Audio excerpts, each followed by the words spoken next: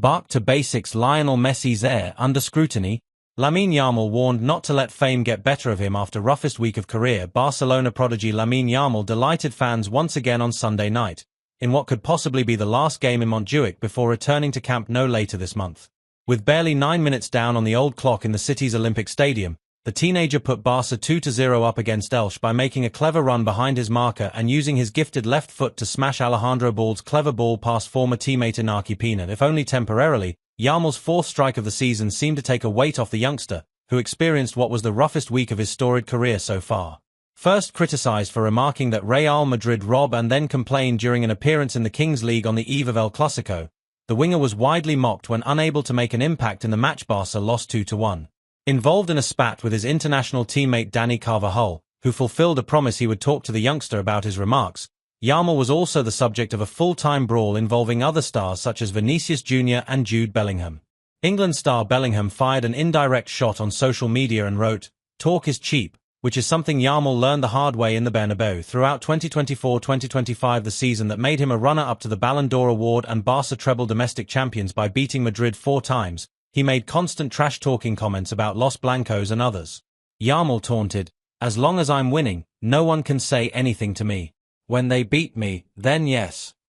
That time has now come with Barca on a downslope, and Yamal has been accused of everything from disrespecting the code among professional footballers through his remarks, to breaking the harmony in the Spain national team he helped make European champions only 7 months or so out from the World Cup.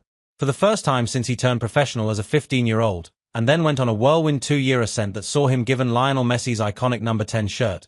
There are also reports Barcelona are worried about their golden boy who before could do no wrong, and have started to put their foot down on his public appearances. Sport said that the club felt his pre-Clasico taunt gave Real Madrid extra fuel, and it was reported a few months ago the Catalans were already starting to get worried about his off-field life, which has seen him throw lavish parties, meet Neymar in Brazil and start a well-publicized relationship with Argentine rapper Nicki Nicole.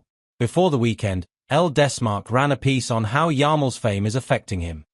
The outlet spoke to Barcelona handball legend Xesco Esper, who also spent considerable time as a senior and youth coach at the club. He claimed that receiving so much fame, so much praise and doing so well is affecting his self-image. Xesco added, "He has the examples in sight, the case of Messi or the case of Neymar. He is free to choose what he wants, but I don't know if that is so much the responsibility of the boy, as of the people around him, who pull his tongue." In his El País column, Jorge Valdano, who is a highly respected pundit in Spain and Real Madrid legend that won the 1986 World Cup alongside Maradona, remarked that while he doesn't care about Yamal hiding his ego as a player that occurs every 10 or 20 years to make football better, he should watch his step.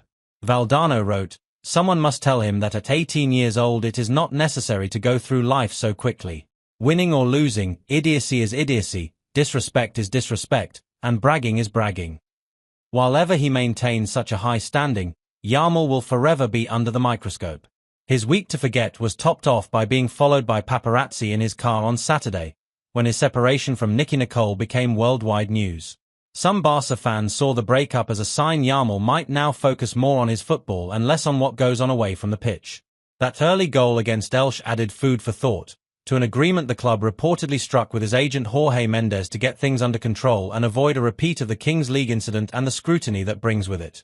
But the number 10 later faded in the match, which Marcus Rashford helped secure with the bullet third goal in a 3-1 win, and concerns remain about his physical state.